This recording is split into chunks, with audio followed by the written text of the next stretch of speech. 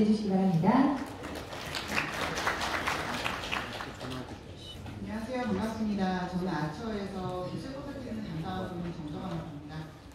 그래서 물리교환 세션 참 재밌게 들었습니다. 이런 세미나 같은 데 오면은 저희가 기존에 담당하고 있지 않았던 다양한 정보들을 들으면서 리프레시 할 수 있는 시간이 되는 것 같아요. 그래서 여러분들한테도 좋은 시간이 되셨으면 좋겠고, 제가 점심시간 이전에 마지막 세션 시간인데 가장 집중도가 높을 거라고 판단돼서 제가 골랐는데 이 선택이 걸렸으면 좋겠고요. 그리고 제가 이제 그 IT, OT 규제가 어떤 것들이 있고 어떻게 대응하면 될지 이런 부분을 준비를 했는데요. 모쪼록 유익한 정보가 되셨으면 좋겠습니다. 일단 아처 회사 자체가 조금 생소하신 분들이 많을 것 같아서 간단하게 말씀을 드려보려고 합니다. 저희가 20년 넘게 이쪽에 비즈니스를 하고 있고요. 처음에는 저희가 재무통제, 사베인-옥슬리법과 관련된 그런 통제 항목들을 기준으로 해서 컴플라이언스 쪽에 집중돼서 그런 사업들을 이제 시작을 했고요. 그리고 이제 EMC, 델, RSA를 거쳐서 다 같은 시구였습니다. 그래서 RSA 쪽에서도 보안을 하면서 IT 보안 쪽에서 이제 고객들 많이 만나봤고요.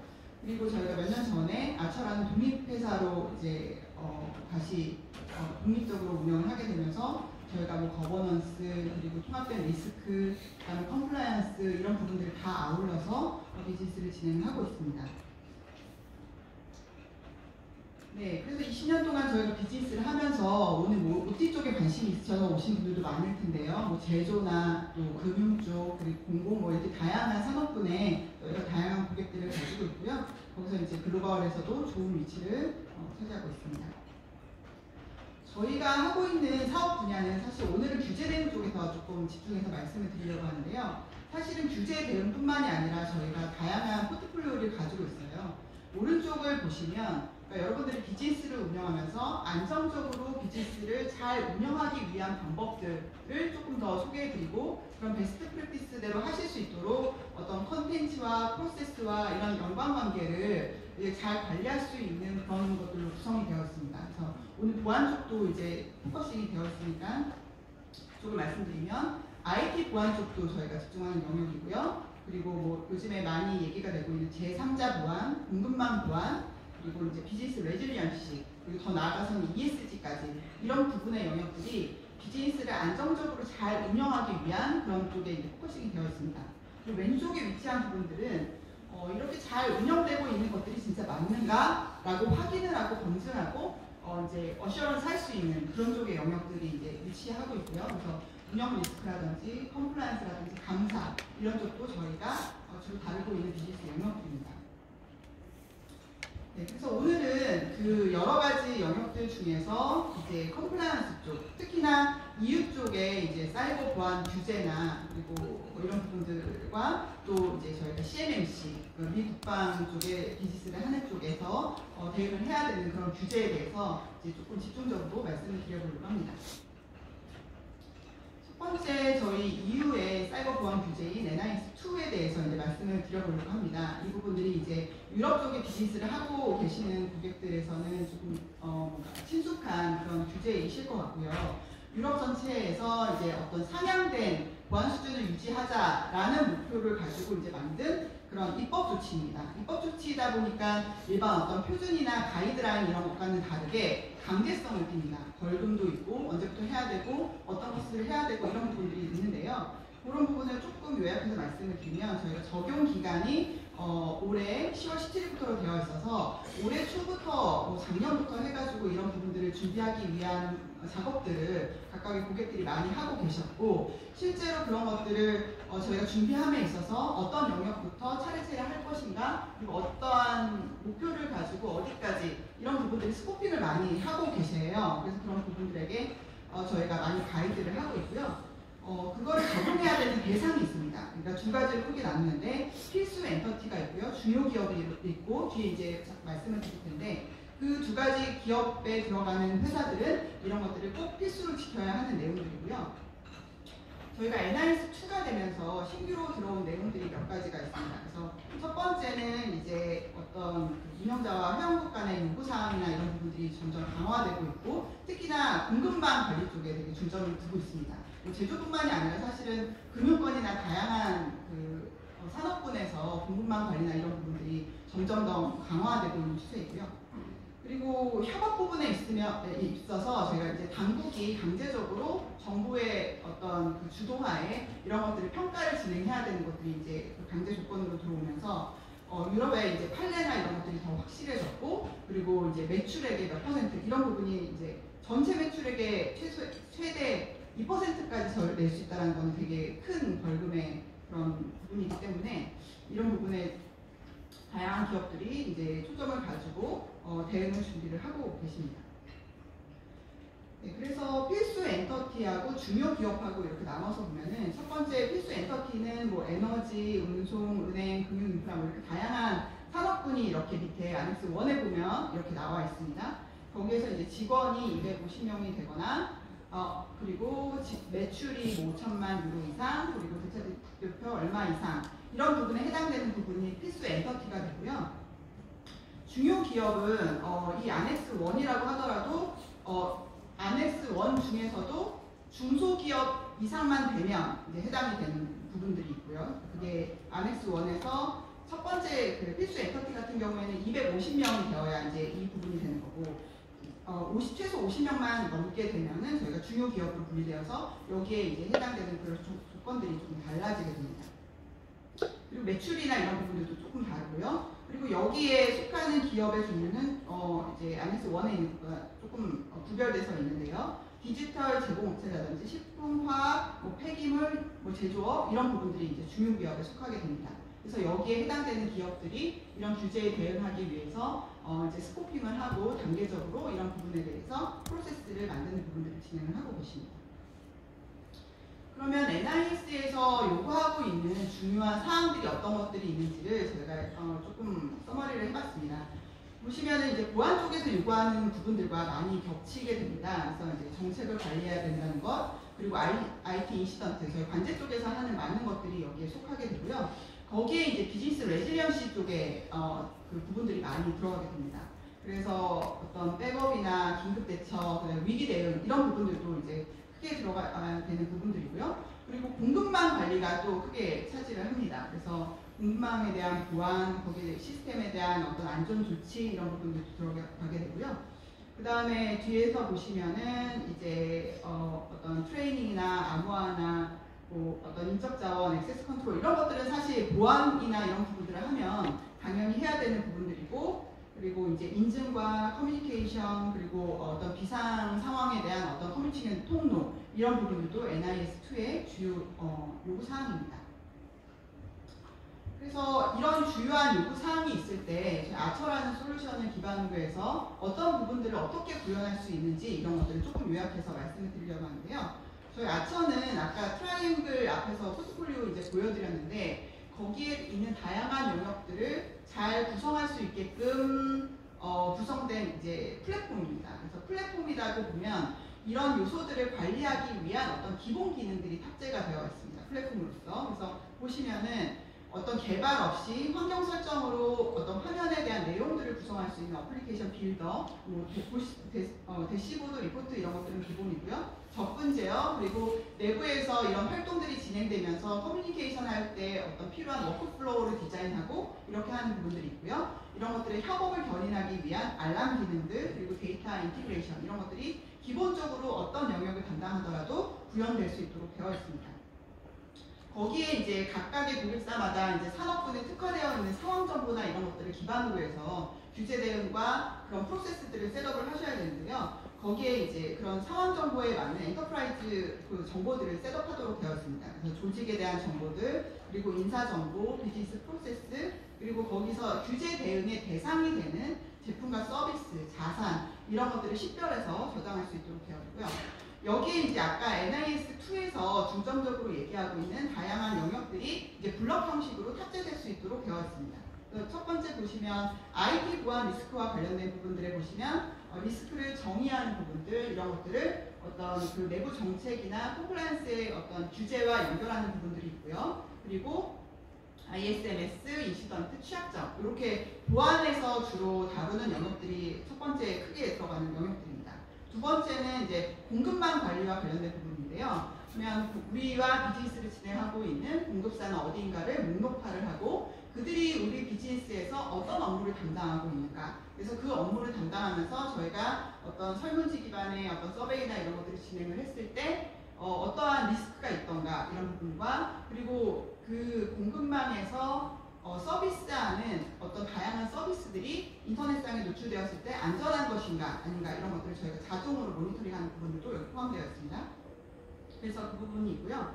그 다음에는 이제 비즈니스 연속성과 관련된 부분입니다. 그래서 이런 것들을 판단하기 위해서는 우리 비즈니스에 얼마만큼 중요한 영향을 가지고 있는 서비스가 어떻게 진행할 수 있는가, 영향평가, DIA로 저희가 얘기 많이 하죠. 그 부분이 들어가 있고, 그 다음에 BCDR과 관련된 그런 계획들, 이런 부분들도 이제 많이 하시는 부분이고, 그리고 한 몇 년 전부터 위기대응과 관련된 부분들도 많이 요청을 하고 계세요. 그래서 어떤 그 OT나 제조 쪽을 담당하시는 쪽에서 되게 크리티컬한 어떤 사고가 발생을 했을 때 이런 부분들을 어떻게 상황 전파를 빨리 하여서 우리한테 손실을 가장 최소화할 것인가 이런 어떤 커뮤니케이션 통로라든지 어떤 위기 상황에 대한 폴트리 이런 부분에도 관심이 많으셔서 이런 것도 저희가 가지고 있고요. 그 다음에 기업 전반적인 엔터프라이즈 관점의 운영 리스크 이런 부분들도 일부 들어갑니다. 그리고 각각의 영역에서 나오는 어떤 이슈 사항들, 발견 사항들 이런 것들을 목록화하고 우리 조직에서 어떻게 이런 것들을 개선할 것인가 아니면 일정 기간 동안 예외 처리를 할 것인가 이런 부분에 대해서 이슈 관리하는 부분들 미티게이션 하기 위한 어떤 플랜들 이런 부분들도 중요한데요. 이것도 저희가 제공하는 아키텍처 안에 기본적으로 포함되는 내용들입니다. 네, 그런 것들을 이제 각각의 말씀드렸던 내용들을 어떤 다이어그램의 어떤 연관관계를 가지고 조금 그림을 하이레벨에서 그려봤습니다. 그래서 그 보안 쪽 영역을 보시면 다양히 이렇게 고객마다 사실 CIM 같은 거 다 구축해서 이제 운영을 하고 계실 텐데요. 그 CIM에서도 저희가 로우 레벨에 있는 데이터들은 사실은 필요가 없고요. 보안 어떤 리스크적인 어떤 규제 대응에 어떤 근간이 되는 자료로 사용할 수 있는 부분만 저희가 필터링을 해서 그런 CIM에서 정보를 저희가 받아와서요. 인시던트 관리를 하고 그 인시던트로 인해서 이제 그 영향을 받게 되는 어떤 통제 활동들 이런 것들과 매핑을 합니다. 그렇게 하면서 저희한테 부족한 부분들을 개선하기 위한 그 이슈하고도 연결이 되고요. 이 통제 보증과 관련된 항목들은 또 내부 정책이나 내외부의 규제하고도 또 관련이 되어 있기 때문에 그런 부분들을 관리하는 정책 관리 부분이 있고요. 그리고 이런 부분들을 다 아울러서 정보보안 관리 시스템 이런 부분을 보완해서 이제 기본적으로 하시니까요. 그리고 또 다른 쪽 영역은 아까 레질리언스 말씀드렸으니까 비즈니스 상황 정보와 관련돼서 비즈니스 연속성을 관리하는 부분 그리고 이런 부분을 활동을 함에 있어서 저희에게 핵심 지표가 되는 항목들 이런 것들도 관리를 하고요. 그리고 보안 공급망에 대해서 저희가 어떤 리스크를 판단하게 되는 제3자에 관한 부분들도 여기 들어오고 취약점은 스캐너를 통해서 이렇게 오는 이 부분이 있고요. 이런 부분들을 다 아울러서 여기 보시면 리스크 관리라고 하는 부분에 저희가 각각의 비즈니스 레질리언시, IT 정책, 그리고 공급망 관리, 여기서 오는 부분들에 대해서 어떤 엔터프라이즈 관점에 혹은 IT, OT 관점의 어떤 리스크를 목록화한 부분들과 매핑을 해서 노력하게 됩니다. 그래서 이 리스크는 뭔가 내부 정보 유출과 관련된 어떤 카테고리와 할당되는 어떠한 정보다 혹은 외부의 레피테이션과 관련된 리스크다 라고 하면 그런 것들 매핑해서 각각의 영역들과 어떤 리스크와 연결해서 이런 부분에 정량적으로 판단하고 미티게이션 할 수 있는 그런 구성으로 되어 있습니다.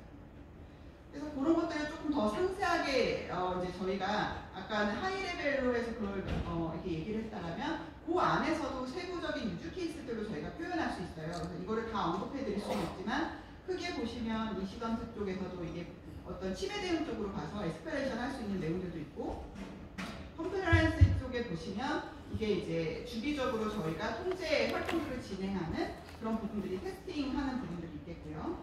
그리고 그다음에 아까 그 비즈니스 레질리언스 쪽에 보면은 비즈니스에 대한 영향 평가를 한다든지 BCDR 쪽에 어떤 계획을 가지고 저희가 주기적으로 테스팅을 해서 모니터링하고 그 결과를 취합해서 이제 조금 조치하는 이런 부분들도 있고요. 제3자 쪽에는 보시면 이제 그 제3자가 하고 있는 업무와 그거에 대한 리스크 평가 이런 부분이 들어가게 되고요.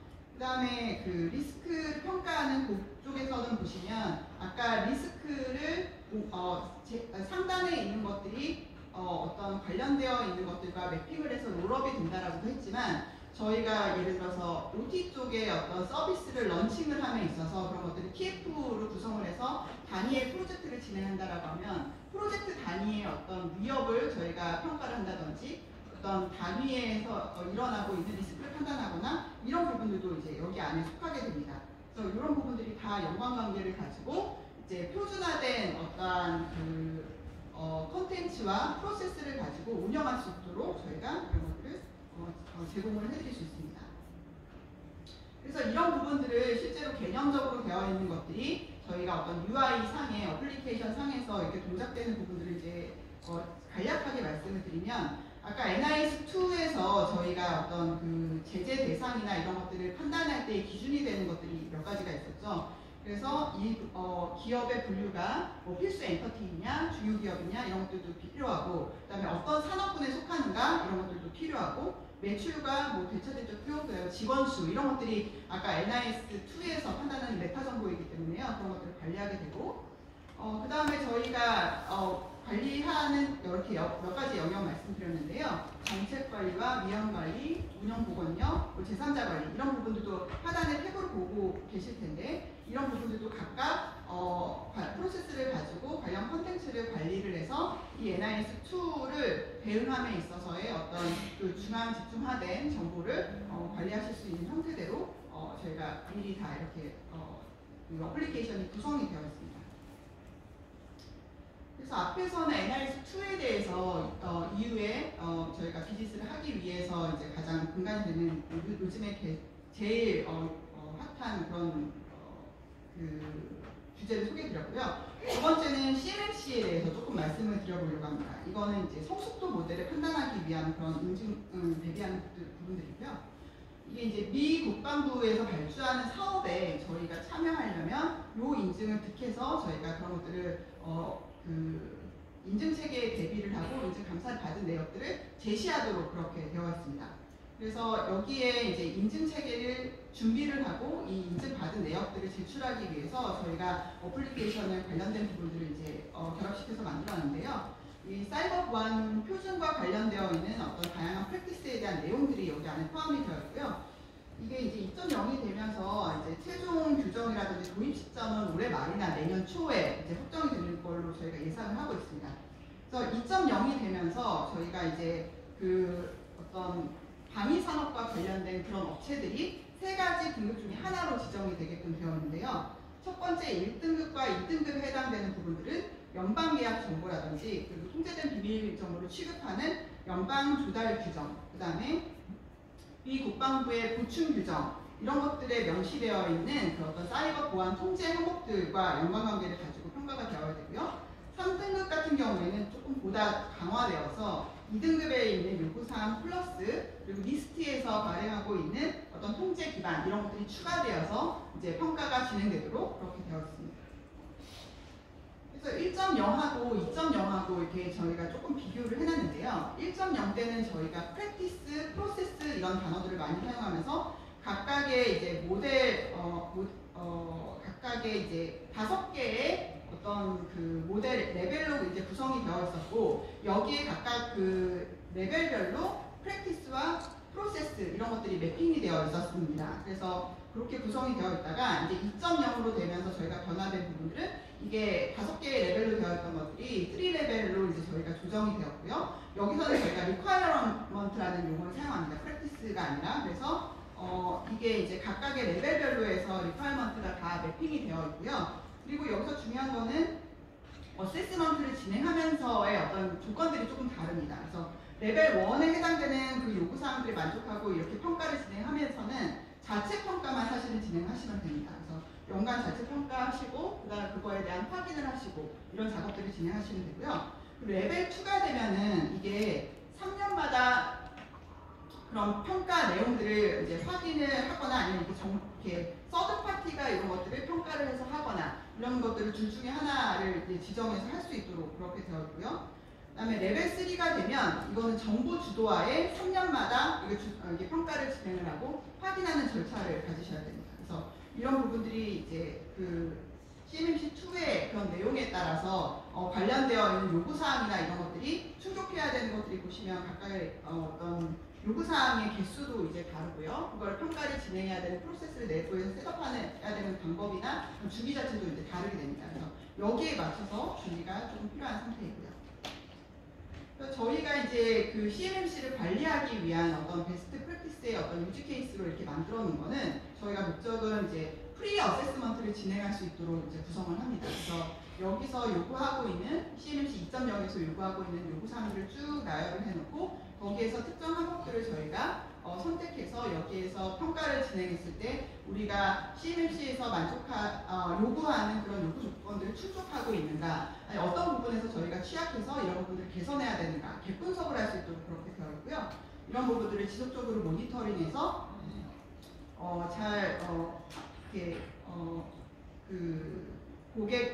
고객사에 맞는 그런 인증 레벨을 잘 유지할 수 있도록 그런 부분에 도움을 드릴 수가 있습니다. 여기 보시면 저희가 가지고 있는 간단한 대시보드 이런 부분들입니다. 그래서 이게 성숙도를 판단하는 거기 때문에 각각의 레벨별로 해서 성숙도가 어떻게 되고 있는가, 그리고 요구 조건의 어떤 카테고리들이 있습니다. 그래서 그 카테고리별로는 저희가 어떻게 충족하고 있는가 이런 것들을 보실 수가 있고요. 그리고 이게 이제 평가를 진행하면서 저희가 POA-NM이라고 얘기를 하는 요 CMMC에서 많이 쓰는 그런 용어입니다. 그래서 결함이 나오고 나면 그런 부분들을 저희가 개선하기 위한 활동과 일정과 이런 것들이 필요하거든요. 이런 부분들을 셋업해서 하실 수 있도록 그런 부분들도 되어 있고, 이게 1차 담당자가 이것들을 평가를 진행한 다음에 제대로 된 평가가 맞는지를 어떤 그 관리자가 이런 것들을 승인하고 하는 프로세스들을 여기다 담아서 평가를 진행할 수 있도록 그렇게 구성이 됩니다.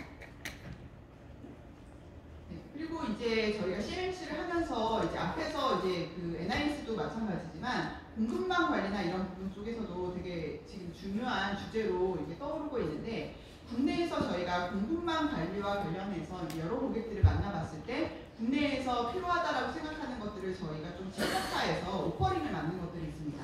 첫 번째 보시면 기존에 많이 하고 계시는 부분들이 이제 우리랑 같이 비즈니스를 하고 있는 쪽과 이제 그 어떤 설문지나 그런 산업군과 어떤 그 성격에 맞춰서 설문지를 이제 만들고 그 설문지를 각각의 공급사한테 보내서 이런 것들을 답변을 받고 취합해서 이런 것들을 이제 현황을 파악하고 이런 부분들은 고객사에서 주로 하고 계시는 부분들이더라고요. 근데 이거에 대한 문제점이 뭐냐 하면 설문을 한 내용들에 대한 내용이 이제 제대로 된 검증이 안 된다는 거죠. 그래서 설문지에서는 분명히 이런 부분들을 다 잘하고 있다라고 했는데 실사를 나가보니까 이 현황과 이렇게 그 평가했던 내용들이 너무 달라서 이런 부분들을 조금 갭을 좁히고 베리파이를 더 잘할 수 있는 방법이 뭔가라는 것들을 고객들이 많이 고민하고 계시고요.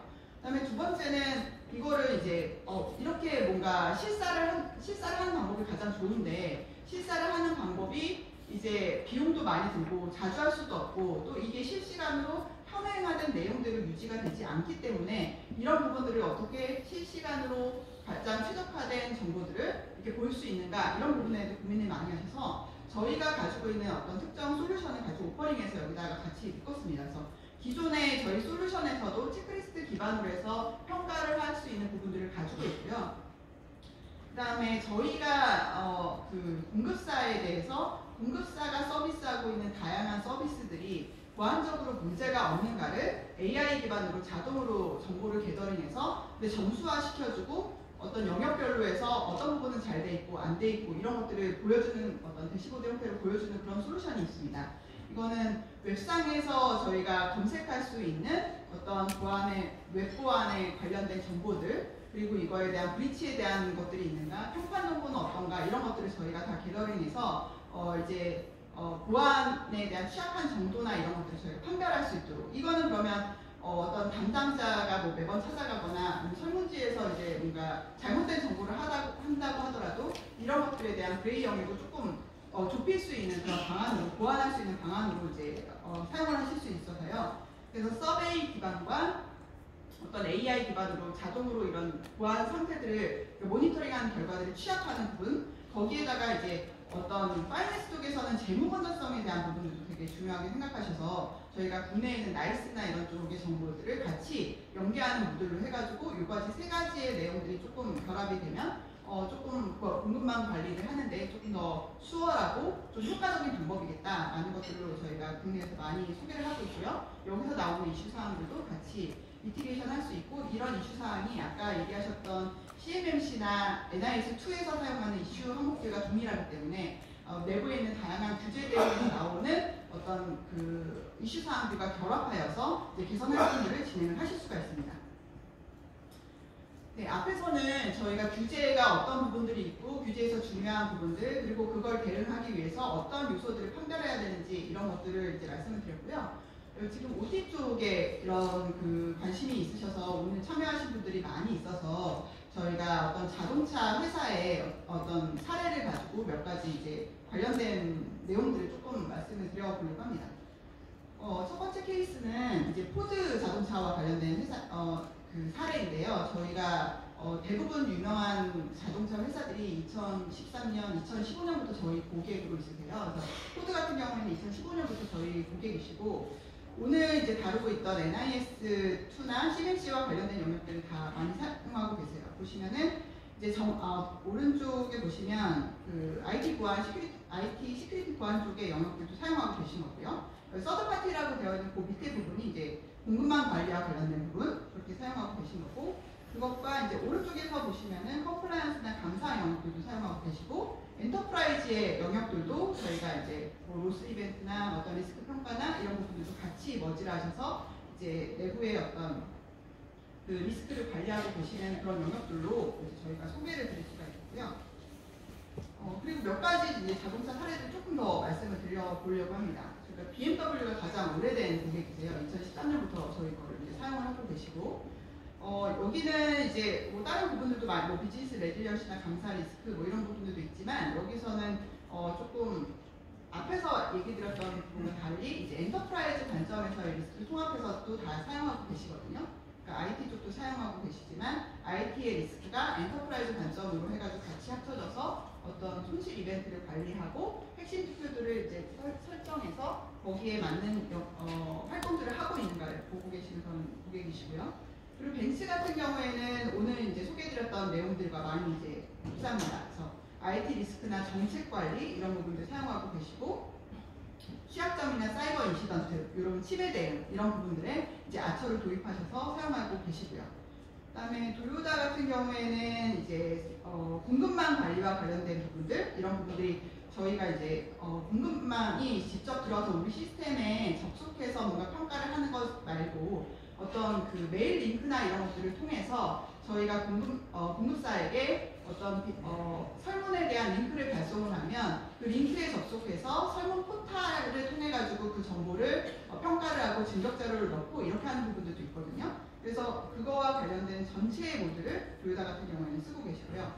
페라리는 거기에 이제 그 비즈니스 레질리언시 부분을 조금 특화해서 이제 잘 사용하고 계시는 부분들이고요. 그 라보레기니 같은 경우에는 작년에 저희 고객이 되셨는데, 이제 공급망 관리와 관련해서 이 부분에 이제 그 공급망에 대한 것들을 목록화하고 리스크를 관리하고 어떤 벤더에 대한 포탈 평가를 하고 계시는 고객입니다. 그래서 이제 그 사례까지 이제 조금 더 말씀을 드렸고요. 이제 규제 대응을 위해서 저희가 이제 저희 솔루션 기반으로 이렇게 잘 할 수 있습니다. 이렇게 말씀을 드렸지만, 사실은 제가 솔루션 업체에 있지만 규제 대응을 할 때 솔루션이 사실은 1번은 아닙니다. 그거와 관련된 어떤 제반 조건들이 잘 되어 있어야 된다는 걸 사실은 저는 강조를 하고 싶어서 몇 가지 단계로 이렇게 조금 정리를 해봤는데요. 맨 처음에는 뭐 NIS2도 마찬가지고 CMMC도 마찬가지고 국내 다른 규정들도 그렇지만 우리가 이 규제를 대응하기 위해서 우리의 상태가 어떤가를 판단하는 것, 그리고 어디까지를 하고 싶은가를 결정하는 것이 가장 중요한데요. 이거는 고객의 의사결정과 어떤 준비 상태를 확인하는 이런 부분들이 가장 필요한 상황이어서 이 부분이 가장 선행돼야 된다고 말씀을 드리고 싶고요. 두 번째는 이제 이런 규제를 대응한다라고 하는 것들은 내부의 프로세스가 변해야 되고 거기에 맞는 컨텐츠가 모아져야 되는 작업들입니다. 그렇기 때문에 일반 조직에 있는 구성원들의 어떤 인식과 어떤 그런 조직의 문화 자체가 바뀌어야 되는 것들이 있거든요. 그러니까 이런 부분들이 사실 시스템을 도입하지 않더라도 이런 어떤 프로세스를 새롭게 가져가는 것들에 대한 저항이 사실은 제일 커요. 그렇기 때문에 이런 부분에 대해서 규제를 대응해야 된다라고 하면 목표를 설정해서 우리의 현황을 파악하고 부족한 부분들을 어떻게 개선해야 된다라는 내부의 어떤 그 C레벨의 어떤 지원을 통해서 조직의 문화나 이런 것들을 하기 위한 어떤 스폰서십을 가지고 이런 것들을 밟아가는 것들이 중요하다고 말씀드리고 싶고요.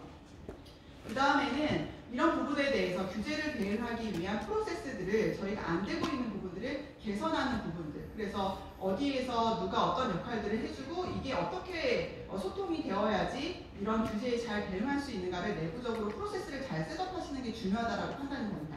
그런 다음에 이런 것들이 잘 선행이 되면 솔루션을 도입하시면 효과적이라고 저는 얘기를 드리고 싶고요. 그래서 이렇게 조직 내에서 잘 준비되어 있는 콘텐츠와 프로세스들을 시스템에서 체계적으로 관리를 하시고 잘 현행하시고 유지하시는 것들이 중요해 보입니다. 그렇게 해야만 사실 지속적으로 이런 것들이 우리가 어떻게 되고 있는지도 잘 보이고 시스템상에서, 그러니까 어떤 부분들이 부족하기 때문에 단계적으로 개선을 해야 되겠다 이런 부분들도 보이시기 때문에 이렇게 어떤 뭔가 솔루션 업체를 선정하고 나면 모든 게 해결되겠지 라기보다는 우리 조직에 대한 현황을 잘 파악하고 준비해야 되는 것들을 잘 체크하셔서 효과적으로 이런 부분들을 대응하시기를 저는 권장을 드립니다.